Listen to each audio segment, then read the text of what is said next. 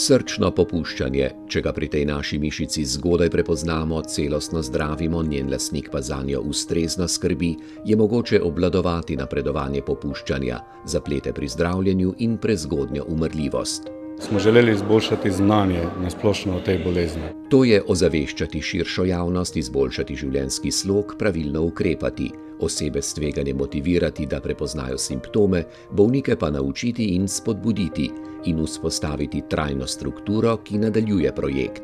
Mreža enih različnih vrst institucij, ki bo dejansko ta sporočila spravila, po domače povedano, do ljudi, ki jih najbolj potrebujejo. To je tudi razvojni potencial, saj prinaša nove, sveže podatke. To, da smo pravzaprav odkrili v nekem sicer manjšem geografskem območju, da je praktično prevalenca srčnega popuščanja, ki je kronično zdravstveno stanje, ki pravzaprav človek, ko zboli, z njim živi do smrti, ima zelo obremenjujoče simptome in pogoste stike z zdravstvenim sistemom v primeru poslabšanja, dvakrat večja, kot so študije v preteklosti opisovale, je gotovo nekaj novega, ne samo v Sloveniji.